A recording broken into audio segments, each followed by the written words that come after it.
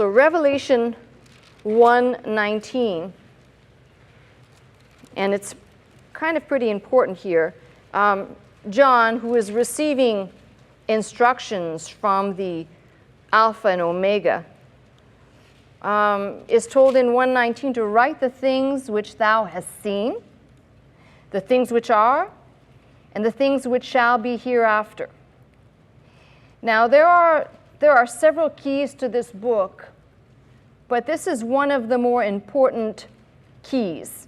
And I say several because depending on which avenue you're going to go down, you're going to need to put emphasis in certain places. Here, he's told to write the things which thou hast seen, past, the things which are present, and the things which shall be hereafter. And to give you an idea, the things which John had seen, if we're only going by Revelation, thus far would be Christ standing in the midst of the seven candlesticks, the things that pertain to the things which are, that pertain to the realities of the seven churches at Asia, which were actual churches, which I've also said by double interpretation may represent the church ages through time, and the things which shall be hereafter. That would essentially encompass chapters 4 through 22 of the book of Revelation.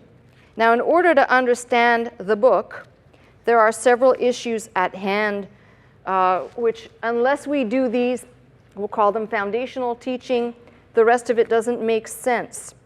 So, with that introduction, remember, he says the things that he's seen, the things that are, and the things that will be afterwards. We need to look at the things which were seen in the past that are not yet, that will be. So the same principle essentially applies to the book of Daniel. And in order to make sense, as I said, of some of the things that appear in Revelation, we need the book of Daniel.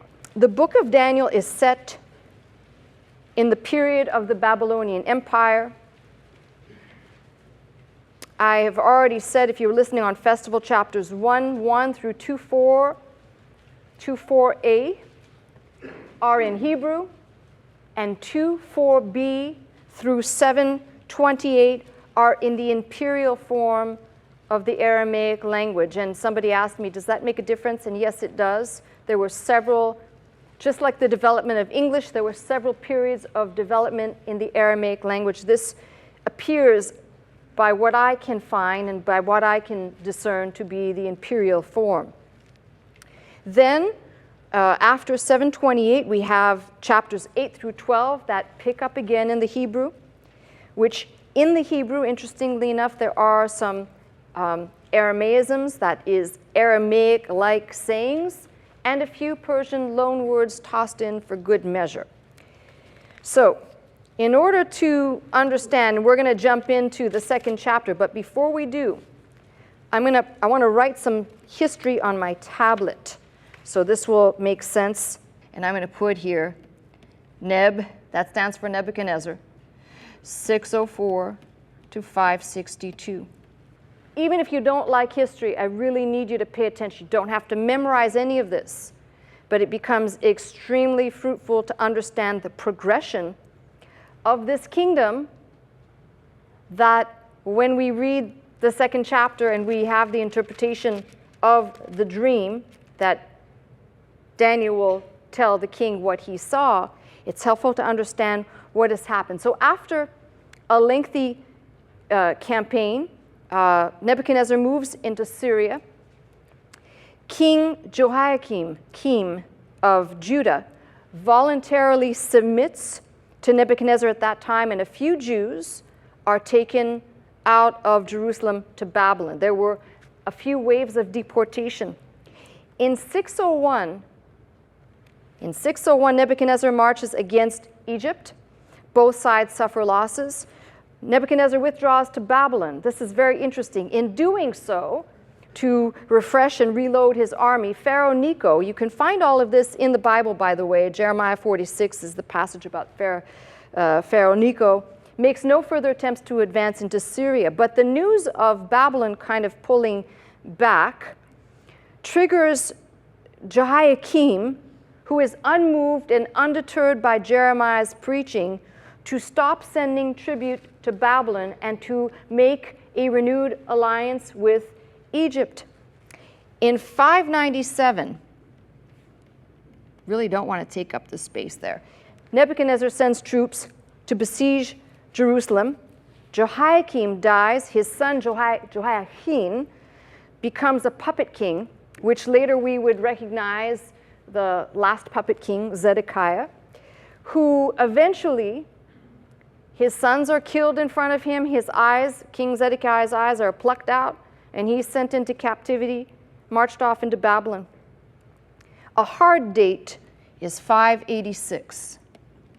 That is the fall of Jerusalem. Jerusalem is looted and burned. And this is very important. These are all pegs in time, which we can trace back historically. There's no one that's going to argue this, and there's a reason why I'm doing this. Seems very laborious. Indulge me. It'll pay off big time. It seems that Nebuchadnezzar's friendly relationship with the Medes, and I say friendly, was interrupted by an eclipse in 585, and until Nebuchadnezzar leaves the scene, he's going to be suspicious of this Median Empire. He dies, Nebuchadnezzar, in 562. His son, whose name is Evil Merodach or Amel Marduk, who is killed in a revolution. His successor is the biblical Neriglissar. Let me write down his, and we're just going to call him Neri because I don't have the space. His name is Neriglissar, though, all right? And we're putting him down at 559 to 556. Now, Neriglissar was married to one of Nebuchadnezzar's daughters. That's the relationship. And the facts around his death are very obscure, so don't ask me. And by the way, if you try and read history books, almost every history book has a different type of reckoning. So if you go to search this out on your own, you may find some of the dates vary. And my dates are based upon weaving the Bible passages together and then going to the history books and kind of making lines and arrows. You wouldn't want to be there. All right. So now, after Neri, this is Nabonidus, 555 to 539. Once he ascends, he's going to leave Babylon. And he leaves Babylon for 10 years. And in the 10 years while he is gone, his son becomes regent of Babylon. His son's name is Belteshazzar. So when people try to line up Daniel, they say, well, who are these people? This is why it's important to understand. So let's put here, son is Belteshazzar. Not with the T, that's Daniel's name, but Belteshazzar. Now, Nabonidus goes off to northwest Arabia, to Taima, for 10 years, and then for whatever the reason, he decides to come back. Just before he comes back, we have the passage in Daniel that has the night of Belshazzar's drunken feast, where he's found weighed in the balance, and that passage closes with, he was slain that night, and then we have Darius taking the reign in that, I think it's verse 31 of the 5th chapter, 531. Darius the Median took the kingdom, being about 62 years old. Okay, so now we have established some hard points, if you will. It says that Darius, let's be very, very careful about this. It says that Darius the Mede is now ruling. That's what that 531 I just read to you. And what's important about this is that a lot of people are confused when they go to look at history and they try to figure out the Medo-Persian Empire. We immediately know that Cyrus was the great leader who it's chronicled of him in 2 Chronicles, and Ezra is the one that made the decree for the people to return. We know that the name of Cyrus was spoken before he was born. We know there's a lot in the Bible about Cyrus, but there are some interesting, I don't even know that they're historical, but there's certainly interesting stories about Cyrus, and one of them is that while Darius is listed here in Daniel 5:31 as the next ruler after Belshazzar, we have one of the princes, Cambyses, marries the daughter of the Median king Astyages. And if you remember, I told this story before, it's so very bizarre. His daughter becomes pregnant, and he has a dream about the baby that's in his daughter's belly as a vine that would essentially grow and take over the whole earth. So he thinks, I better get rid of this child as soon as it's born. I'll have somebody else, because it's still of royal descent. We'll have somebody else do it and kill the child. Talk about cowardice. So as soon as the baby is born, the baby is ushered off into the wilderness, and it just so happens that a shepherd man and his wife, she just gave birth to a stillborn baby who died, and they basically found that baby, swapped babies. They took baby Cyrus to themselves, and the dead baby was presented as the dead Cyrus, because no one wanted to do the deed of killing a royal child. Cyrus eventually grows up and finds out who he really is, and essentially then takes his rightful reign. Astyages yields to him, and he takes his rightful reign. So let's put down under here Cyrus. Now, I tried to get some dates for you. The one thing we know is that Cyrus is killed in 530. Cyrus's son Cambyses will succeed him, and Egypt, the empire, is essentially restored, brought into, encompassed into the territory and kingdom under another Darius. And that's why I said it's very confusing. If you don't know history, there are several Cambyses, there are several Dariuses.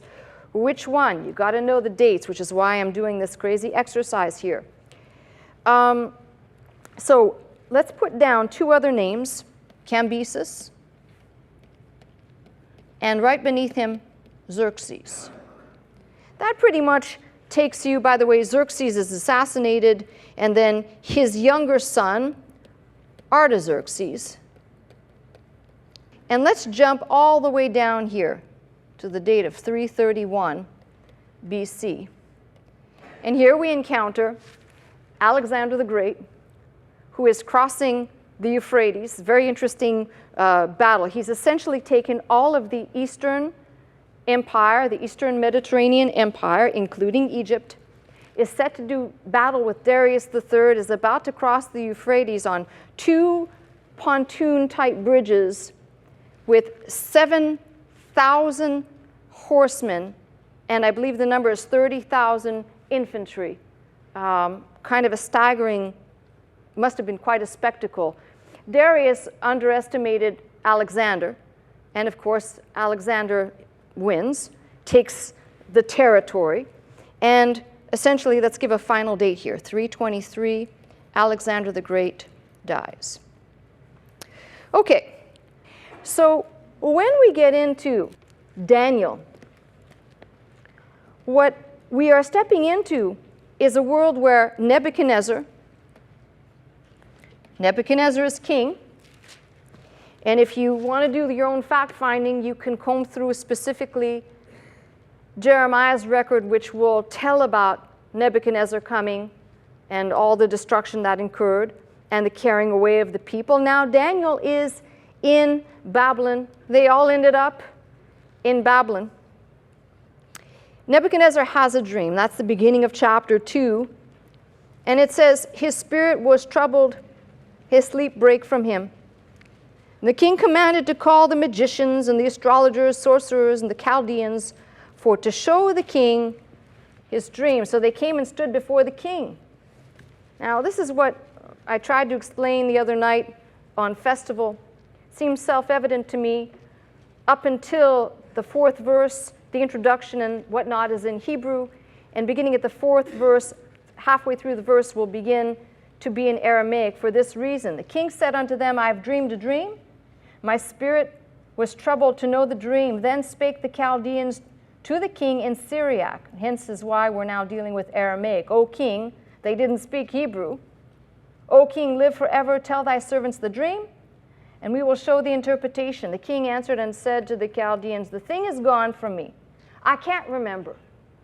And if you can't tell me what I dreamed, well, it's not going to be a happy ending for you. You're going to be cut in pieces, and your houses shall be made a dunghill. That's verse 5. Nice man. But if you show the dream and the interpretation, not enough to just tell what you dream, but you also have to say the interpretation. This is like naming all the people on the Titanic.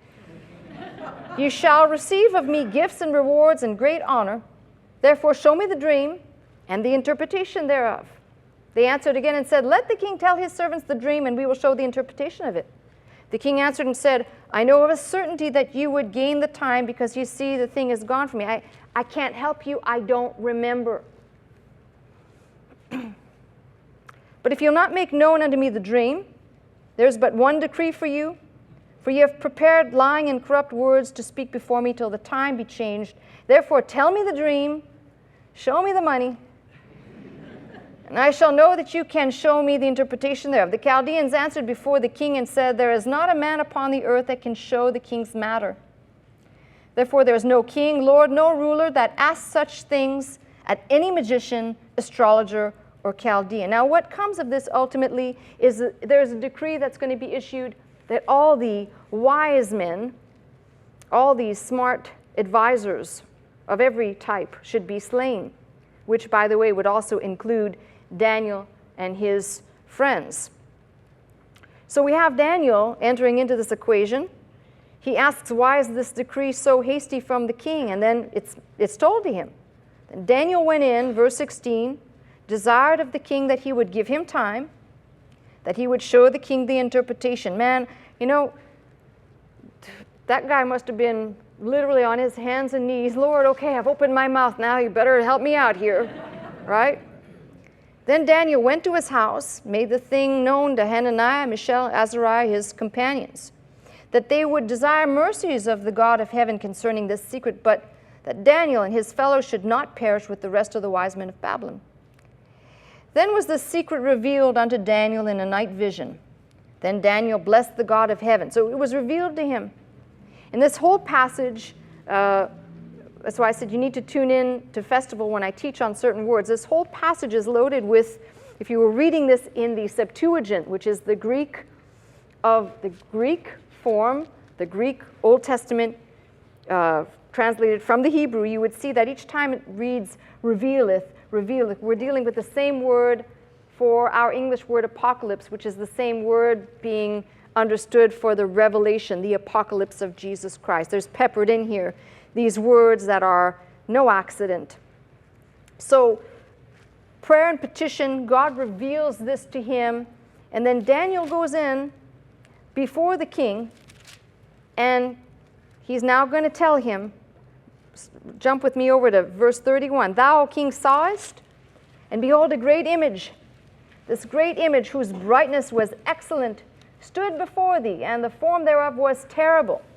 This image's head was of fine gold, his breast and his arms silver, his belly and sides, should properly read, of brass, legs of iron, his feet of part of iron, part clay. Now, verse 34, thou sawest till that a stone was cut out without hands, which smote the image upon his feet, that were of iron and clay, and brake them to pieces. Now, he goes on to explain. He says what the dream is. This is the dream, verse 36, and I've skipped over a little bit. And we will tell the interpretation thereof before the king. So that's the dream. Here's the interpretation. O king, thou, O king, art a king of kings. And if you think that's a typo, interestingly enough, Ezekiel 26:7 refers to Nebuchadnezzar the very same way, king of kings. For the God of heaven hath given thee a kingdom, power and strength and glory. And wheresoever the children of men dwell, the beasts of the field and the fowls of heaven hath given into thine hand, and hath made thee ruler over them. Thou art this head of gold. Okay. You are the head of gold. And after thee shall arise another kingdom inferior to thee, and another third kingdom of brass, which shall bear rule over all the earth. So another kingdom inferior to thee. It's supposed to be a man, I guess. We need to make it look a little bit better here. All right. Not sure where this is going. And he may be a man with short legs, by the way, so bear with me. All right. Nebuchadnezzar's kingdom will span until here. So all of this head of gold, although specifically here, I should be clear to say that he is the only one being referred to specifically. Thou art this head of gold. That's the Babylonian kingdom. Babylonian kingdom.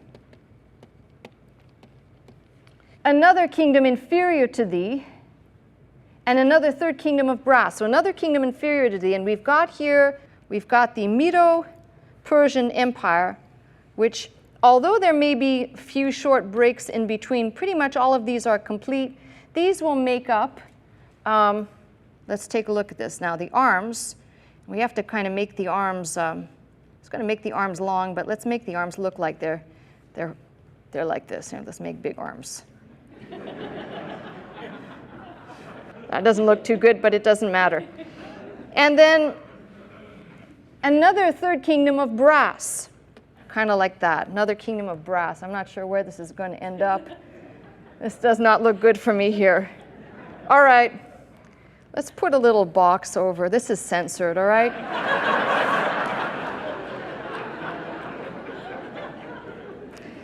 And tell you what, got to make the box just a little bit smaller.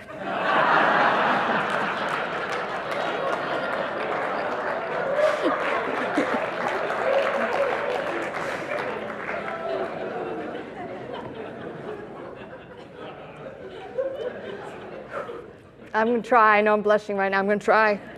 All right, I told you they're going to be short legs. So that's an ankle. Wow, don't trust Pastor Scott to draw anything just yet. All right, and that's a kind of misshapen leg right there. And that's another foot. He's got duck feet. All right. Yeah, some of you are enjoying this artistic endeavor. And you know, I'm sorry, I have to change this.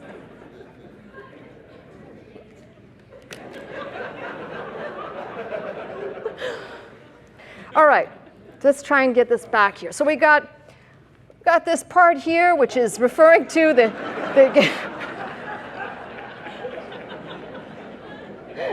Okay, well, you're never going to forget this. I'm trying not to. Let's keep it together. All right, so thou art this head of gold.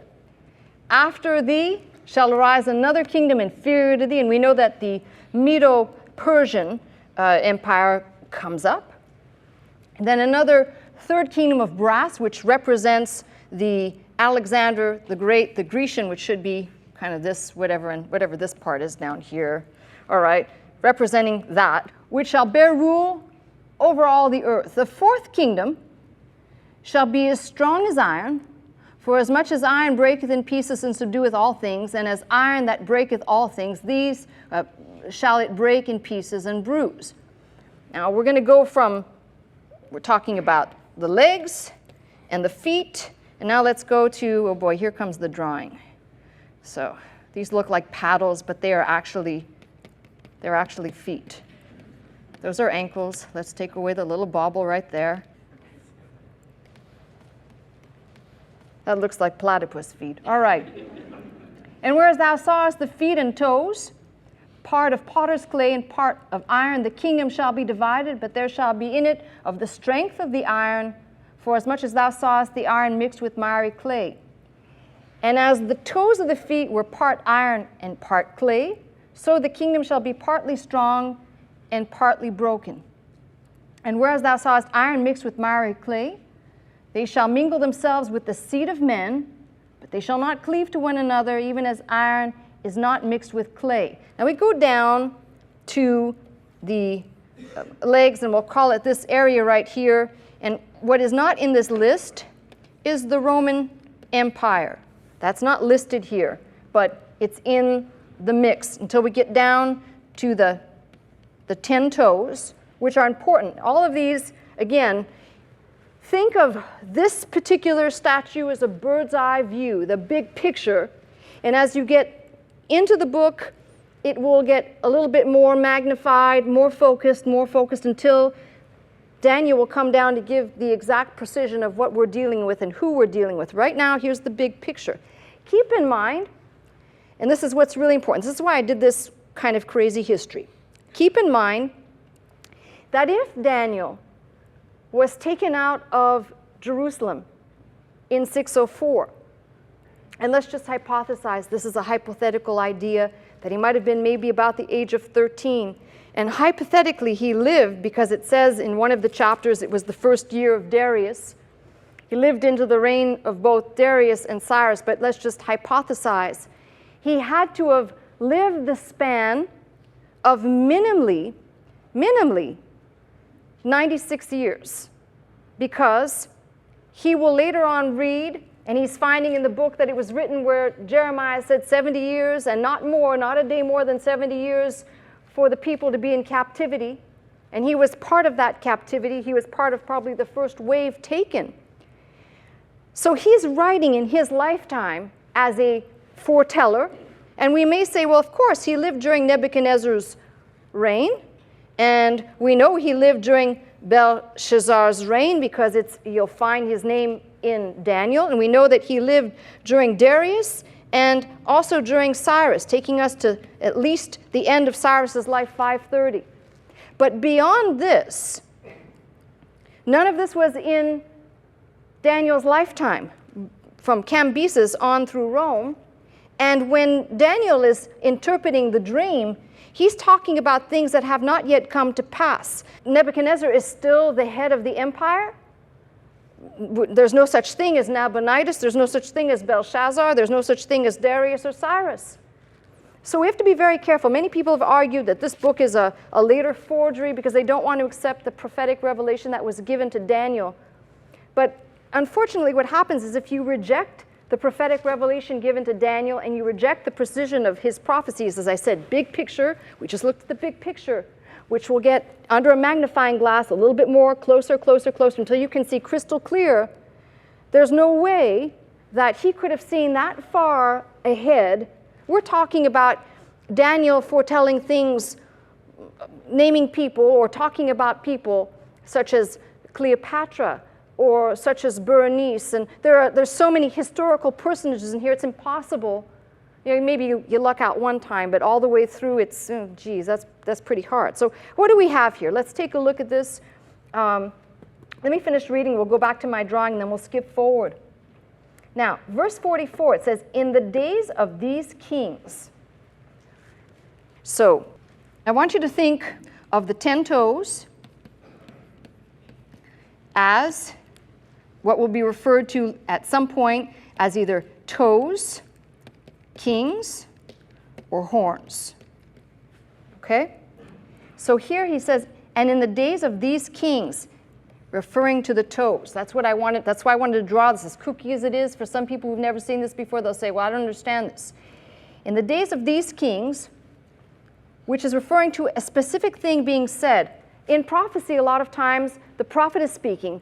Isaiah did it. Ezekiel does it. Daniel does it. Many prophets will do this, including Joel, including Zephaniah, where they're in the middle of talking about something. They're in the middle of talking, and they go straight from one thing to another without you even knowing it if you didn't know what they were talking about. Right in the middle of this, in the days of these kings, and he's referring to the toes, he's also referring to an event that will happen. In the days of these kings, Antichrist. Before shall the God of heaven set up a kingdom which shall never be destroyed. There's a break in that. We'll talk about that maybe in the next message or on festival about the gap. That's everywhere in prophecy. Everywhere you turn, you will encounter it. But right here, in the days of these kings, referring to the toes, because what will happen is, as Nebuchadnezzar now is out of the scene, and as Belteshazzar is out of the scene, and as Darius and Cyrus are out of the scene, and when Alexander the Great dies, and the rise of the Roman Empire, which is the legs clear down, as I said, going to the feet, but excluding the toes, if you will. And many have tried to say the Roman Empire, whether you want to say the Eastern and Western divisions comprise the two legs. I prefer not to do that because that's far-fetched.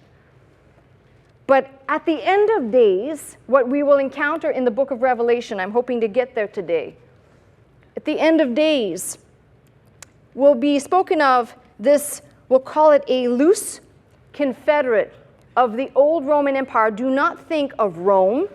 You've got to think of the territories that Nebuchadnezzar held, that were referring to Babylon, then what was taken by Darius and Cyrus, the Medo-Persian, combined with the empire that Alexander the Great took, which was from India to the Hellespont, and then Rome.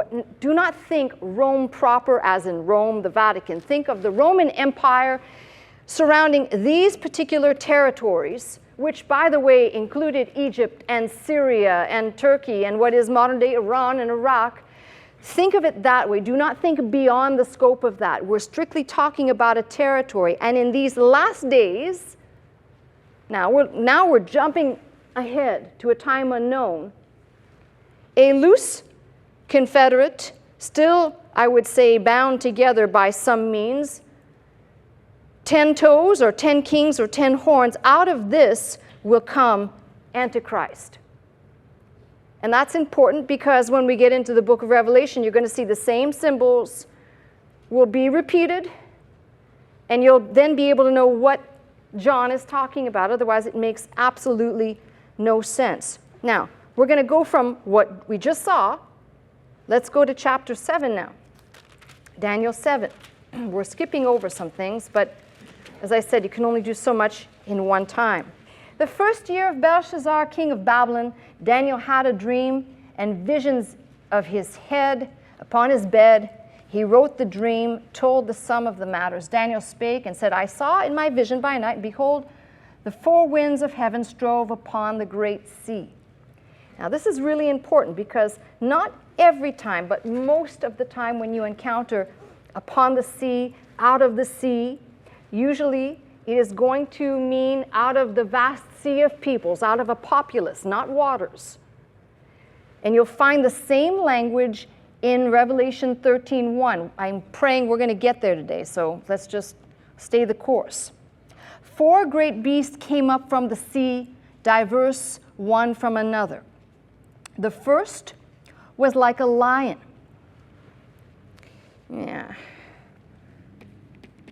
Lion. We're still on the head, except now I'm putting lion there. The first was like a lion, representing Babylon. Don't get confused with the Lion of Judah. This is representing Babylon. If you know anything about the history of the gates of Ishtar, or all the palaces with the lions and all the representation of the lions, winged lions, like a lion, that's Babylon, had eagle's wings. And I beheld till the wings thereof were plucked, and it was lifted up from the earth, and made stand upon the feet as a man, and a man's heart was given to it. Behold, another beast, a second, like a bear. That's encompassing, we're now down to this part here. That is the Medo-Persian Empire. All right? Like a bear, raised up itself on one side, had 3 ribs in its mouth between the teeth of it. That's one part of the kingdom that was stronger than the other. In the Medo-Persian, because they were a combined empire, they weren't necessarily combined, but they became essentially an amalgamation of the two, one that overtook or was stronger than the other. And they said thus to it, Arise, devour much flesh. And after this I beheld, and lo, another like a leopard. We run out of space a little bit here. Like a leopard. That's representing Alexander the Great's kingdom, which had upon the back of it 4 wings of a fowl, and the beast had also 4 heads, and dominion was given unto it. 4 wings and 4 heads, representing Alexander the Great's 4 generals that would succeed him. He had no children to pass on his kingdom. When he died, his 4 generals split the territory, and these 4 wings, these 4 heads, are his 4 generals. And it says, and dominion was given unto it. That is this leopard beast, if you will. After this I saw in the night visions, and beheld a 4th beast, dreadful, terrible, strong exceedingly. It had great iron teeth.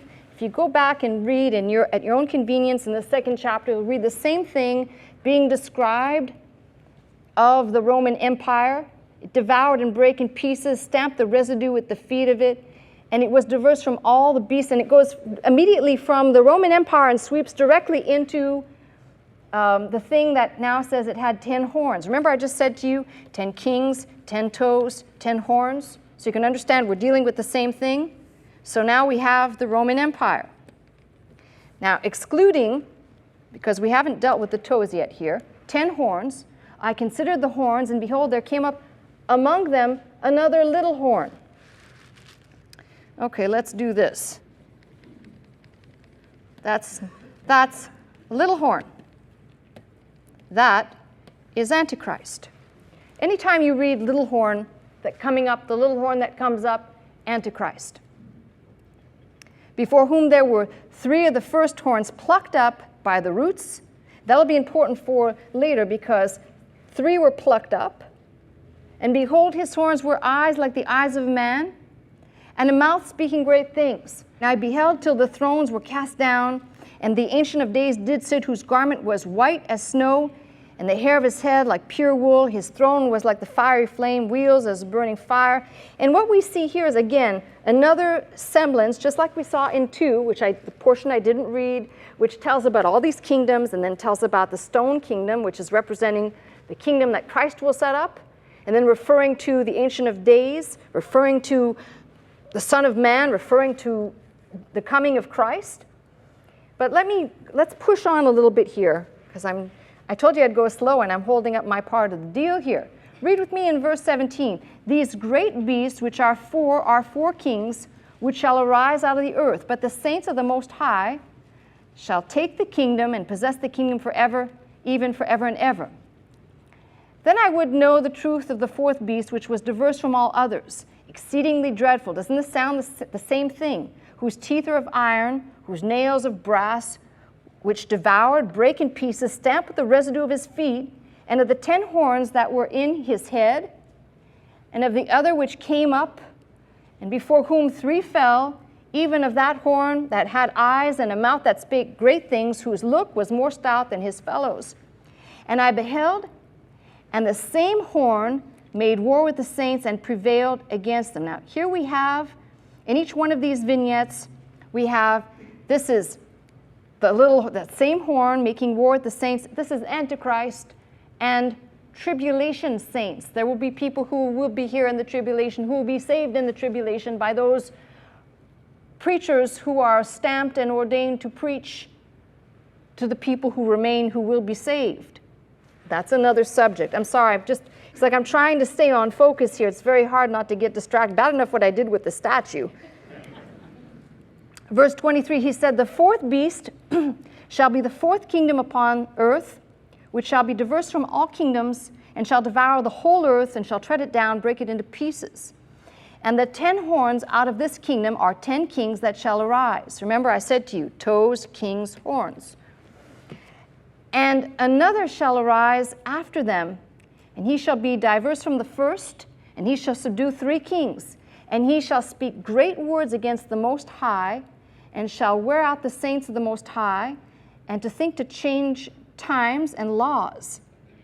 And they shall be given into his hand until the times, and the dividing of times. Time representing 1 year, times representing 2 years, and dividing of times half, 3.5 years.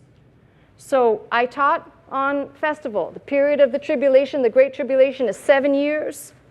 Antichrist comes on the scene as a peacemaker, and in the middle of the 7 years, 3.5 right there in the middle, he breaks a peace treaty, and he is revealed for what he is. But before then, he speaks great swelling words, flattery. So you can get an idea that each one of these, we're now narrowing down. We started with this bird's eye view. It's getting a little bit more focused. Come on, bear with me. We can do this. Here in the 8th chapter, the 3rd year of the reign of King Belteshazzar, a vision appeared unto me, even unto me Daniel, after that which appeared unto me at the first. Now he's busy telling he was at the palace in Shushan, which is in the province of Elam, saw in a vision, and I was by the river Ulai. Then I lifted up mine eyes and saw, and behold, there stood before the river a ram, which had 2 horns. And the 2 horns were high, but one was higher than the other, and the higher came up last. That's the Medo-Persian Empire. Remember, one was stronger than the other. So 2 horns, one came up last, the one that was higher, that came up the last. Those are that Medo-Persian Empire. And I saw a ram pushing westward and northward and southward. Think of territories as they were conquered. so that no beast might stand before him, neither was there any that could deliver out of his hand, but he did according to his will and became great. And as I was considering, behold, a he-goat, this poor guy, rams, goats, bears, lions, it's a veritable zoo in his brain. A he-goat came from the west on the face of the whole earth and touched not the ground. Now it's narrowed down. We went from talking about Nebuchadnezzar, and then we talked about the lion, the bear, the leopard. Now we're down to two things. We're down to the ram, which is the same as the bear, and the he-goat, which is the same as the leopard. And touch not the ground. He is Alexander the Great's so quick, swift move in conquering. Touch not the ground. And the goat had a notable horn between his eyes. And put a footnote there somewhere. The notable horn is being referenced to this same thing that I drew right here as a horn that came out of the 10. It's not the same, but it is of the same likeness, a notable horn. Now, some people who are historians will completely shudder when I say this, because they're going to try and make history be exactly this, and they don't want to face the reality. But Alexander the Great, he was a very, very well-educated man. He was also a spiritual man. When I say spiritual, he consulted every type of oracle, every type of astrologer, anybody that could be consulted, he consulted. And when it came to his execution of battle tactics, unmatched. Now, I believe, without question, based on the right interpretation of these scriptures and based on history, this man was possessed by a demon spirit. That doesn't mean that he was demonic as in his head was spinning round and round. He was possessed by a spirit. And the spirit is not just any ordinary spirit, but what is being referred to as a notable horn between his eyes. And the reason why I say that is because in Revelation, it will talk about in a later chapter, I believe it's 17, when referring to John being told now to write the things which were, well, they were, they are not in John's day, and they will be again. Speaking of the same notable horn that once possessed Alexander the Great, that in John's day was not, but at a future time will be again. And if you think this is confusing, don't worry, because I know we will not only repeat this teaching on festival or during the week, but I'm also going to do another review before we go anywhere else. So if you don't want to hear a review and you're not interested, then I can't help you. But if you're interested, we'll do it again, probably without all the history at the front, to be able to go forward. Now, verse 6, he came to the ram that had two horns, which I had seen standing before the river, ran unto him in the fury of his power. And I saw him come close unto the ram, and he was moved with choler against him, smote the ram, brake his two horns, and there was no power in the ram to stand before him, but he cast him down to the ground, stamped upon him, and there was none that could deliver the ram out of his hand. Therefore the he-goat waxed very great, and when he was strong, the great horn was broken, and for it came up four notable ones toward the four winds of heaven. And these, by the way, four notable horns, we're now talking again. Horns represent power in Scripture. Four horns will talk about his generals. And out of one of them came forth a little horn. Now, have you heard enough today to know what the little horn is? Yes, Antichrist. So out of the territory of these four generals, the successors to Alexander the Great's divided kingdom, out of one of those territories will come a little horn. That means when people say, well, where will Antichrist come from? Does he exist already in the earth today? Is he here? Is he around? And the answer is, the spirit of Antichrist, the spirit of lawlessness, Paul said in 2 Thessalonians, is already at work, the spirit of iniquity. In fact, John also spoke of that in 1 John. But what must be understood is this little horn that was in this day as prophecy being foretold of Alexander the Great. And when Alexander the Great dies, something happens. The power that he possessed is gone. Now, whether you like this or not, the power that possessed him went into the pit, disappeared, it's gone. it's still around, but it has not yet taken up in the form and the person who will be the person of Antichrist, who first comes on the scene as a peacemaker. I know that, a lot of people think, wow, that's convoluted. But when you start to match up all of these scriptures, you realize something. The Bible is saying the same thing over and over again, which tells you can pretty much stand on what has been foretold, which at the time it was being told was not history, and some part of it now is. The rest of it that's yet to happen, you can pretty much say God will make it come to pass just like that. Let's continue on. So a little horn came forth, which waxed exceeding great toward the south, toward the east, and towards the pleasant land. And it waxed great even to the host of heaven, cast down some of the host of the stars to the ground, stamped upon them. Yea, he magnified himself even to the prince of the host, and by him the daily sacrifice was taken away, and the place of his sanctuary was cast down. If you keep reading, you'll get the interpretation. I'm going to jump all the way over now to verse 20. The ram which thou sawest having 2 horns are the kings of Media and Persia. Isn't that what I just said? Yes, ma'am. And the rough goat is the king of Grecia, Alexander the Great.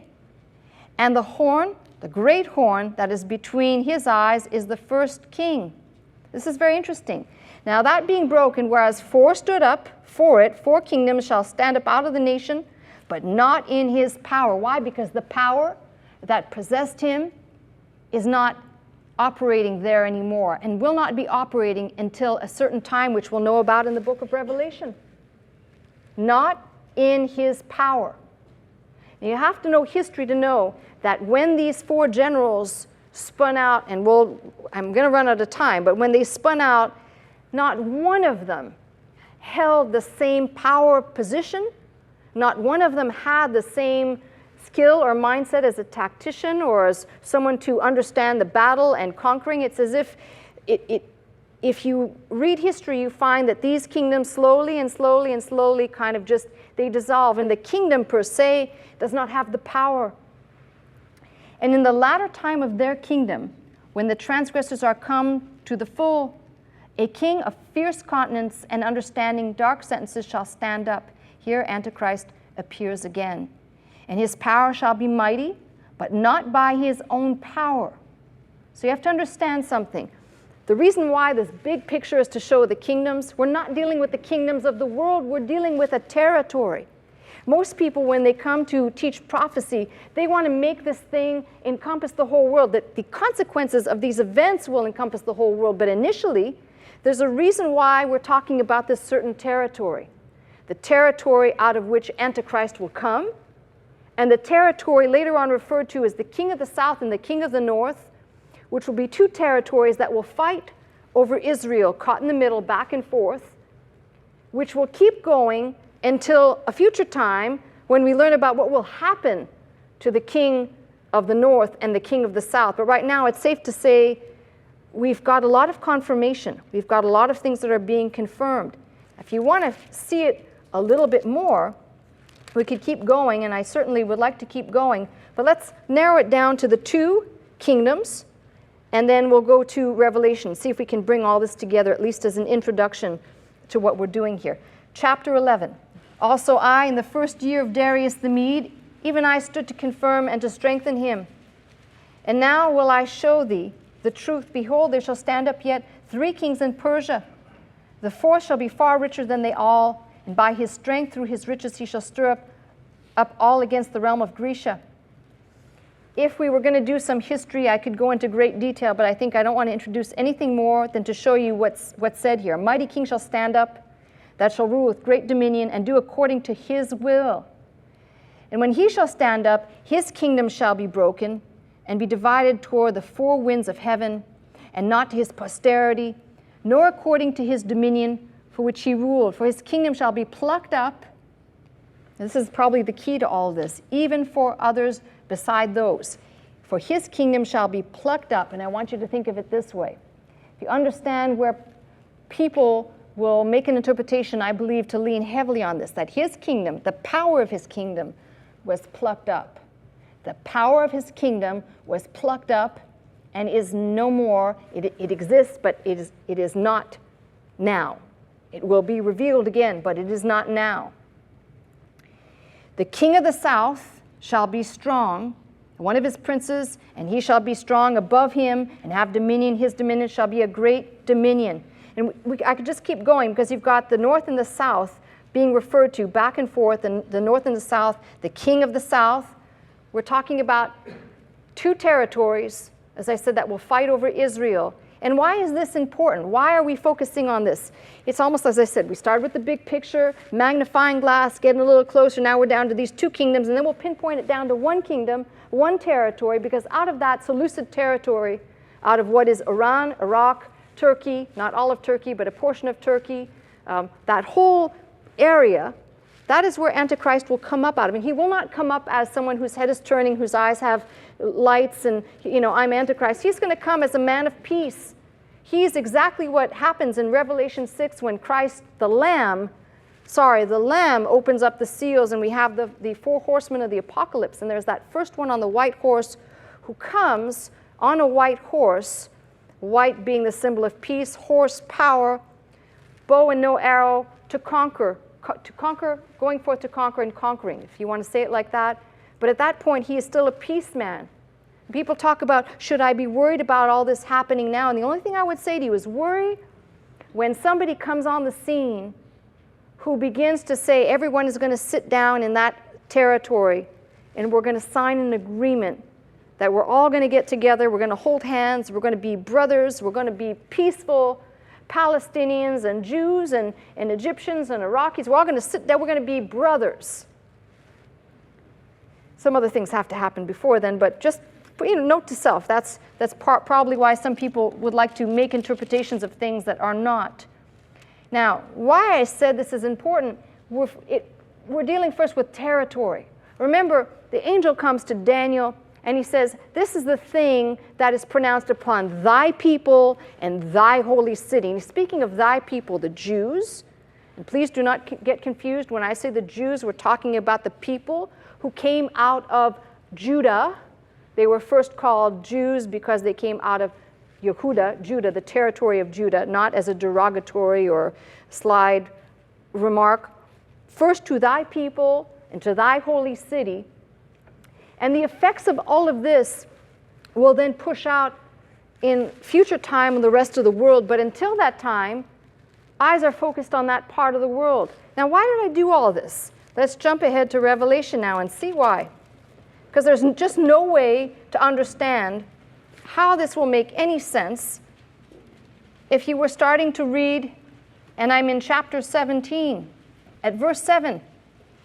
The angel said unto me, wherefore didst thou marvel? Because he sees something previously that I'll teach on. But I will tell thee the mystery of the woman and the beast that carrieth her, which hath 7 heads and 10 horns. And this is why you need to have the symbolism that we just covered to understand what we're dealing with. The beast that thou sawest was, and is not, and shall ascend out of the bottomless pit, and go into perdition, and they that dwell in the earth shall wonder, whose names were not written in the book of life from the foundation of the world, when they behold the beast that was, and is not in John's day, and yet is. In other words, what John is looking at, what was, we just looked at it, the power that was, that in John's day is not, but in future time will be. Does that make sense? And here is the mind which hath wisdom. 7 heads are the 7 mountains on which the woman sitteth. There are 7 kings, 5 are fallen. We'll do this in another lesson. And the other one is not yet come.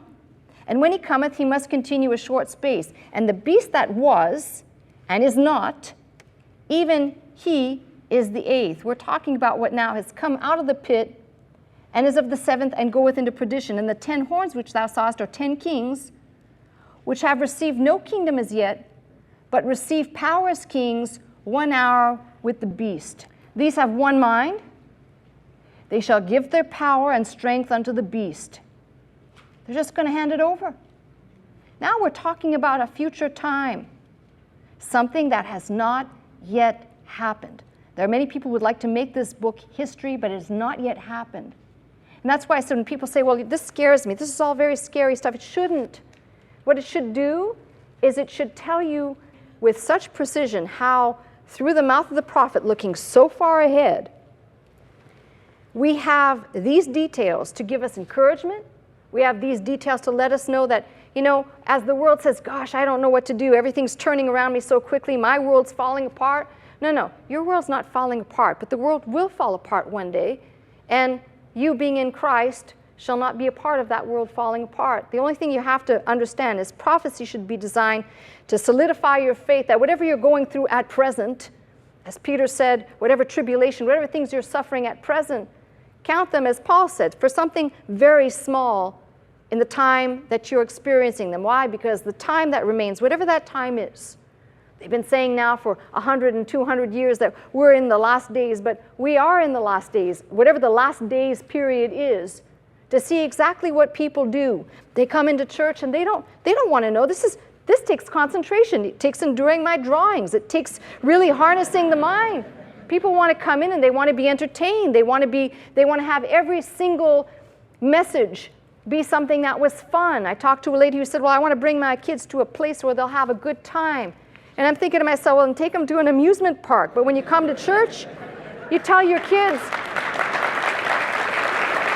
when you come to church, you tell your kids, no matter what they learn in school and no matter what else is going on in their life, there's no more important subject or person to learn about than God, God's plan as He revealed it in the past and made good on it, in the present for our lives, for His will in our lives, and for the future that He has promised. For many of you that walk around saying there is no justice and there is no vindication and there is no, recognize that in the book it tells us there is a day of judgment. There is a day of vengeance. There is a day that comes for you and for me, and that day will be when Christ appears.